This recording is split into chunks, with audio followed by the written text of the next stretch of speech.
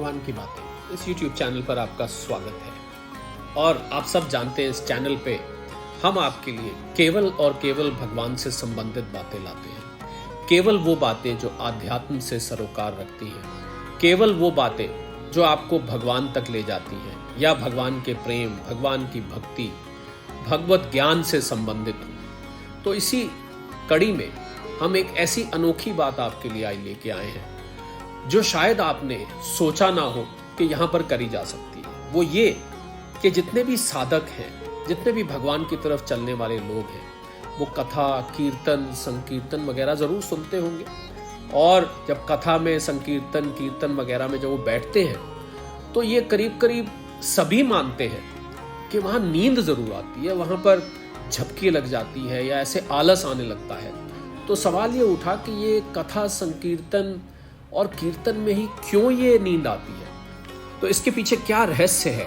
आज हम आपके लिए दो ऐसे कारण लेके आए हैं जो कि ये सिद्ध कर देंगे कि क्यों कथा में, संकीर्तन में, कीर्तन में, भगवान की बात करने में, कोई भी ऐसी गोष्ठी में बैठने में जहाँ भगवान की बात हो रही हो, वहां पर नींद आती है। जी हाँ, पहला कारण ये कि नींद का अर्थ है कि आपकी सारी सांसारिक वृत्तियां, सारे सांसारिक विचार शांत हो जाए, तभी नींद आती है। जिन लोगों को नींद नहीं आती उनके मन में हलचल, बेचैनी बनी रहती है, ये करना है, वो करना है, यहाँ जाना है, वहां जाना है, कुछ ना कुछ चिंतन चलता रहता है। जब तक ये चिंतन शांत ना हो तब तक नींद नहीं आती। इसीलिए जिसको नींद नहीं आती उसके पहले मन को शांत करने की बात कही जाती है। जी हाँ, तो जब आप रात को या दिन में जब भी आप सोते हैं तो आपकी सांसारिक वृत्तियां सब शांत हो जाती हैं। तो जब कथा में, सत्संग में, कीर्तन में, संकीर्तन में जब व्यक्ति बैठता है तो वहां तो सांसारिक वृत्तियों शांत करने की बात होती है। वो सारा कीर्तन का, कथा का, सत्संग का लक्ष्य यही है कि आपको सांसारिक वृत्तियों से हटा के भगवान की तरफ लगाना। तो वो नींद ये समझती है कि मुझे बुलाया जा रहा है, क्योंकि उसकी सांसारिक वृत्तियां सत्संग के कारण, कथा के कारण, कीर्तन के कारण शांत होती हैं। तो नींद समझने लगती है कि मुझे बुलाया जा रहा है, इसलिए आपको वहां पर नींद महसूस होती है। और दूसरा कारण इसका महाभारत में मिलता है, और महाभारत में बाकायदा कथा मिलती है कि भगवान कृष्ण और अर्जुन एक बार कहीं पर सैर पर जा रहे थे। दोनों सखा भी हैं, मित्र हैं, और नर और नारायण हैं, भ्राता भी हैं, बहुत नजदीक का गुरु शिष्य भी हैं। भगवान ने गीता अर्जुन को शिष्य बनाकर बोली, अर्जुन ने शिष्य भाव से भगवान से गीता सुनी। तो बहुत सारे दोनों के आपस में रिश्ते हैं। तो वो कहीं जा रहे थे जंगल में, तो वहां पर थोड़ी देर के लिए वो कहीं बैठे तो उन्होंने देखा दूर एक बहुत सुंदर सी कन्या, नारी बैठ के तप कर रही है, ध्यान में लगी हुई है। तो भगवान कृष्ण ने अर्जुन को कहा कि जाकर देख के आओ कि ये कन्या कौन है और ये क्या तप कर रही है, किसका ध्यान कर रही है। तो भगवान तो वहीं बैठे रहे। अर्जुन उठकर उस कन्या के, उस नारी के पास गए और उससे पूछा, हे देवी, तुम कौन हो। बहुत ही सुंदर देवी थी, उसके चेहरे पर तेज था कि तुम कौन हो और यहाँ बैठ के किसका ध्यान कर रही हो। तो उस देवी ने बताया कि मेरा नाम गुडाका है और मैं यहाँ भगवान कृष्ण का ध्यान कर रही हूँ। तो अर्जुन ने कहा कि किस लिए ध्यान कर रही हो। कि मैं इसलिए ध्यान कर रही हूँ कि मैं भगवान कृष्ण से विवाह करना चाहती हूँ। तो अर्जुन ने कहा कि भगवान कृष्ण से आप क्यों विवाह करना चाहती है। तो उसने कहा, मैं जो भगवान की सेवा, भगवान का कीर्तन, भगवान का संकीर्तन, भगवान की जहाँ भी बात होती हो, मुझे वो अच्छा लगता है, तो मैं भगवान से विवाह करना चाहती हूँ। तो अर्जुन ने कहा उस देवी से कि भगवान कृष्ण के तो पहले ही बहुत विवाह हो चुके हैं, तब तक भगवान की 16,108 शादियां हो चुकी थी, कि उनकी तो पहले ही बहुत शादियां हो चुकी हैं, उनसे तुम्हें क्या समय मिल पाएगा, तुम उनसे क्या प्राप्त कर पाओगे, क्योंकि उनकी तो पहले ही बहुत सारी पत्नियां हैं। तो उस देवी ने कहा कि नहीं, मैं तो उन्हीं से करना चाहती हूँ। तो अर्जुन ने यहाँ तक तर्क दिया कि आप मुझसे करिए, मैं गांडीवधारी हूँ, अपने गुण बताए उन्होंने, आप जानती नहीं मैं कौन हूँ, वगैरह वगैरह बहुत सारी बातें बताई। तो खैर वो देवी गुडाका या वो जो कन्या नारी बैठी थी वो नहीं मानी।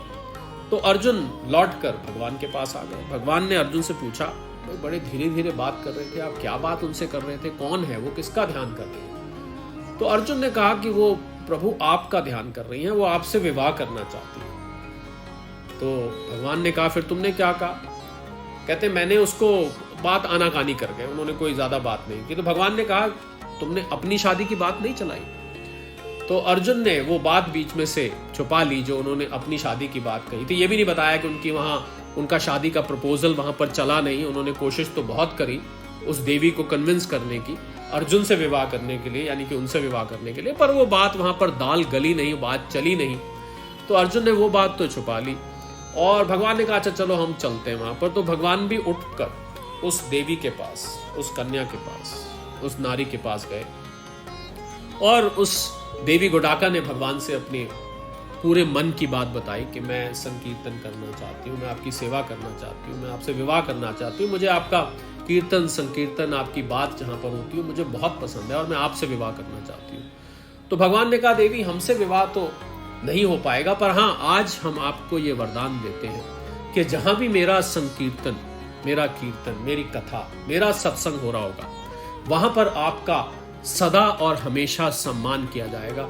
वहां पर आपकी उपस्थिति अदृश्य रूप से जरूर बनी रहेगी, आप कभी भी उससे वंचित नहीं रहेंगी। तो आप देखें, और गोडाका का नाम अगर संस्कृत में आप जाएं तो गोडाका का अर्थ भी नींद होता है। भगवान ने यह कहा कि विवाह तो आप अर्जुन से करें, पर मेरी आपको ये आज्ञा है और आपके इस आज्ञा पालन अगर आप करती हैं तो मेरा आपको ये वरदान भी है। तो इस प्रकार गोडाका का विवाह अर्जुन से हुआ।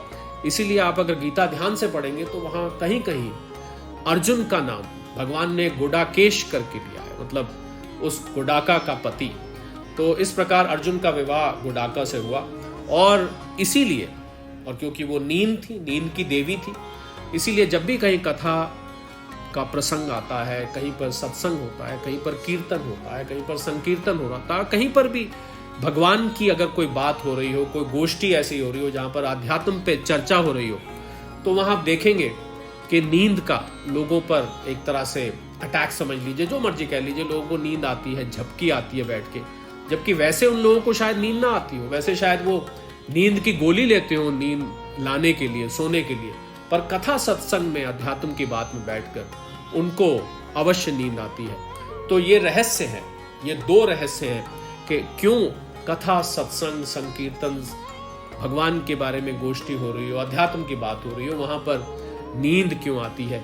ये दो रहस्य इस बात को बतलाते हैं कि क्यों नींद आती है। तो इसलिए अगर आपको भी भगवान की बात सुनने में नींद आती है तो कोई हैरानी की बात नहीं है, क्योंकि गोडाका को भगवान का वरदान है। और पहली बात जो कि शास्त्र युक्त और तर्क युक्त, लॉजिक से भरी हुई है कि जब संसारिक वृत्तियां शांत करने की बात हो रही हो, संसार से मन को हटाने की बात हो रही हो, भगवान की तरफ लगाना मतलब संसार की तरफ से हटाना, तो उसकी बात हो रही हो, तो नींद समझती है कि मुझे बुलाया जा रहा है, क्योंकि नींद का स्वभाव ही ऐसा है कि जब आप सोने जाते हैं रोज तो आपकी संसारिक वृत्तियां उस समय शांत हो जाती हैं। जी हाँ, तो आगे से जब भी आपको सत्संग में नींद आए तो आप घबराइए नहीं, ये दो रहस्य याद करिए और अपने मार्ग पर आगे बढ़ते चलिए। इसी के साथ इस अनोखी बात को हम आपके साथ लाना चाहते थे और इस कैप्सूल को यही विराम देंगे। आगे किसी श्रृंखला में या किसी कैप्सूल में आपके साथ फिर एक बार जुड़ेंगे इस YouTube चैनल में जिसका नाम है भगवान की बातें। सादर प्रणाम।